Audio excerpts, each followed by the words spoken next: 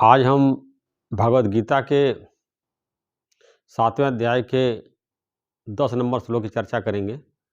इसमें देखते हैं भगवान क्या बता रहे हैं। श्लोक इस प्रकार हैं।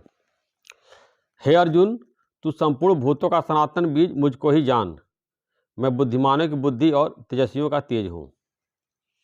अब यहाँ भगवान जो अर्जुन को बता रहे हैं,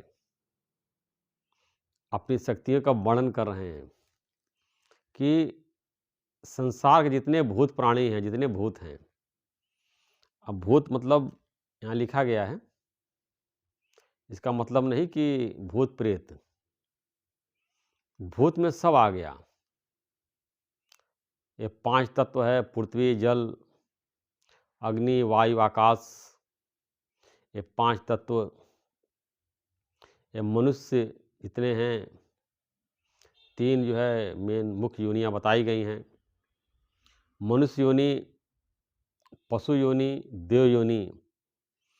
तो सब परमात्मा से ही उत्पन्न हुए हैं। शास्त्रों माया की सृष्टि के आदि में परमात्मा ने ब्रह्मा जी को रचा और उनसे कहा कि आप सृष्टि का निर्माण करिए। फिर विष्णु भगवान की उत्पत्ति परमात्मा ने किया, उनसे कहा आप सृष्टि का पालन करिए। फिर शंकर भगवान की परमात्मा से उत्पत्ति हुई, जिनको कि संसार का संहार का कार्य भगवान ने सौंप रखा है। तो जितने भी प्राणी दिखाई दे रहे हैं, सब परमात्मा से ही उत्पन्न हुए हैं, परमात्मा में ही स्थित हैं और अंत में परमात्मा में ही लीन हो जाएंगे। जैसे जो लहर होती है, सागर से उत्पन्न होती है और सागर के ऊपर रहती है, अंत में वो सागर में ही लीन हो जाती है। तरह तरह के जो आभूषण होते हैं, सोने के जैसे कंगन होते हैं, गले के हार होते हैं, वो सोना से उत्पन्न होते हैं, अंत में सोने में लीन हो जाते हैं। जितने ही सोने का आभूषण है, उसका मूल कारण सोना ही है। या मिट्टी का देख ली, घड़े ले ले, तरह तरह के कुम्हार बर्तन बनाता है। जितने तरह तरह के बर्तन मिट्टी के हैं, उसका मूल कारण मिट्टी ही है। मिट्टी से उत्पन्न हुआ है और अंत में जो है मिट्टी में वो लीन हो जाता है। तो यहाँ भगवान समझा रहे हैं कि सब मुझसे उत्पन्न हुए हैं। सारा संसार की उत्पत्ति जो है परमात्मा से उत्पन्न हुई है। यहाँ तक कि भगवान बता रहे हैं कि मैं बुद्धिमानों का बुद्धि हूँ।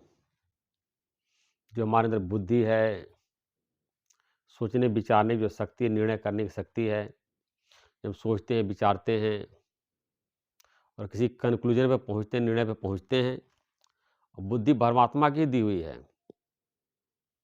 हमारी जो बुद्धि है, जो विवेक है, वो शक्ति है, परमात्मा का ही दिया हुआ है।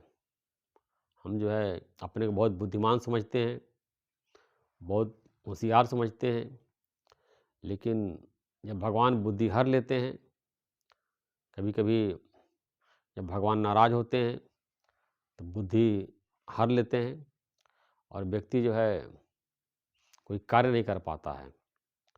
फिर बहुत भगवान से प्रार्थना करता है, जब भगवान प्रसन्न होते हैं, अचानक ऐसा विचार मन में आता है और व्यक्ति जो है उसकी सारी समस्याएं दूर हो जाती हैं। तेजस्वियों का तेज है, जितने भी तेज है संसार में दिखाई दे रहा है।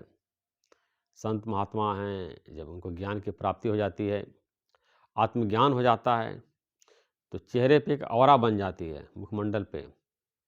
आप लोगों ने देखा होगा देवी देवताओं के फोटो के पीछे तरह तरह के सूरज की तरफ बनी होती है। ऐसे महापुरुषों के अंदर भी एक तेज आ जाता है, उसको ब्रह्म तेज बोलते हैं। तो अब ब्रह्म तेज नाम से ही है, परमात्मा का वो तेज है, वो शक्ति है। तो जो कुछ भी संसार में दिखाई दे रहा है, सब जो है परमात्मा में है, परमात्मा के शक्ति से ही है।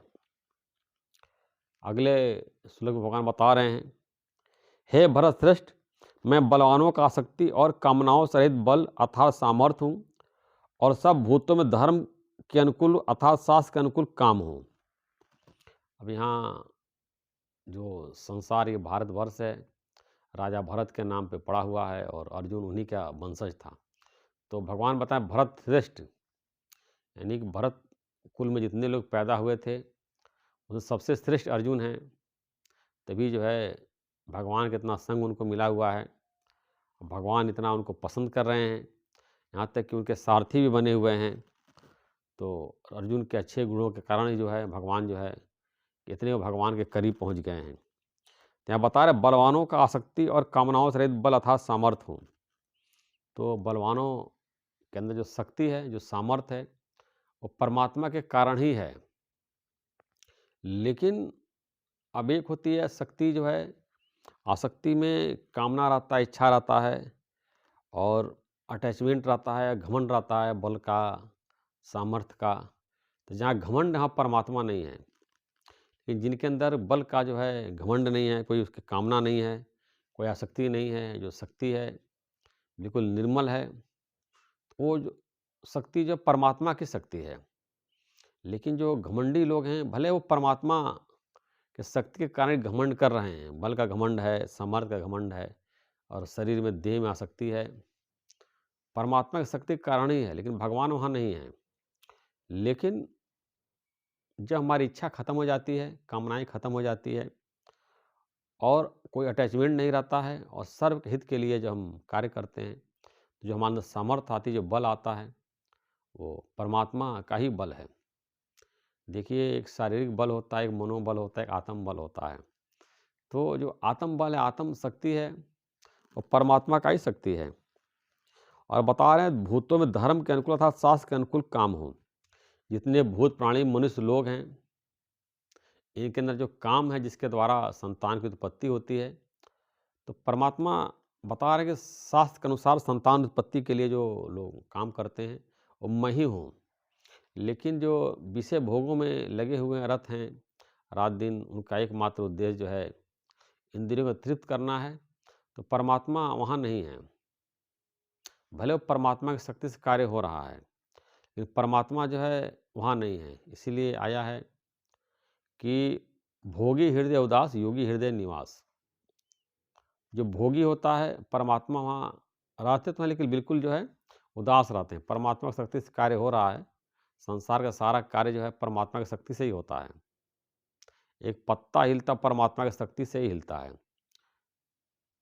तो विषयी लोग, नीच लोग, सांसारिक लोग जो कार्य कर रहे हैं, जो चेष्टा कर रहे हैं, जो अधर्म, अन्याय और दुराचार में प्रवृत्त हैं, वो परमात्मा की शक्ति से ही वो कार्य कर रहे हैं। लेकिन परमात्मा वहाँ नहीं है। परमात्मा योगी के हृदय में निवास करते हैं। तो ज्ञानी लोग शादी भी कर सकते हैं और संतान उत्पत्ति भी कर सकते हैं, लेकिन उत्पत्ति करना अभी धर्म के अनुसार है। भगवान बता रहे वो धर्म के अनुसार काम भी मैं ही हूँ, वो गलत नहीं है। लेकिन विषय भोग की तरफ बढ़ना वो गलत है और व्यक्ति जो है और उसमें बढ़ता चला जाता है। जैसे आग में घी डालते हैं तो आग और बढ़ता चला जाता है। ऐसे हम जो है इंद्रियों को जितना तृप्त करते हैं, इंद्रियां तृप्त नहीं और बढ़ती चली जाती हैं। तो ऐसे बताते हैं कि इंद्रियों को खुला भी नहीं छोड़ना है और उनको ज़बरदस्ती भी नहीं रोकना है। खुला छोड़ देंगे तो भागता चला जाएगा, पता नहीं कहाँ तक जाएगा, कितनी दौड़ लगाएगा पता नहीं है। और ज़बरदस्ती अगर रोकेंगे तो ज़बरदस्ती कब तक रोकेंगे, रोक भी नहीं सकते हैं। तो इसको भगवान ने मन और इंद्रियों को शांत करने के लिए अभ्यास और वैराग्य की बात बताई है। अपने स्वरूप का अभ्यास करना है और संसार से वैराग्य लेना है, संसार के सुखों से वैराग्य लेना है। जिस संसार में हमारा शक्ति है, जिसकी तरफ भाग रहे हैं, जिसके लिए ललायत हैं, वो हमसे छूट जाएगा और ये भोगों की लालसा जो है हमारे अगले जन्म मरण का कारण बनेगी। इसलिए संसार के जितने सुख हैं और क्षणिक हैं, वो भोग काल में लगता अमृत हैं, बाद में वो दुखदाई होता है। ये भगवान ने गीता में बताया है। गीता का अभ्यास, सत्संग, मनन, ज्ञान का अभ्यास, भजन, ये सब शुरू में जहर लगता है, मतलब खराब लगता है, लेकिन बाद में इसका परिणाम जो है आनंद होता है, अमृत की प्राप्ति होती है, आनंद की प्राप्ति होती है और अपने स्वरूप को जान लेते हैं और परम आनंद की प्राप्ति इस ज्ञान के अभ्यास से हमको प्राप्त हो जाती है।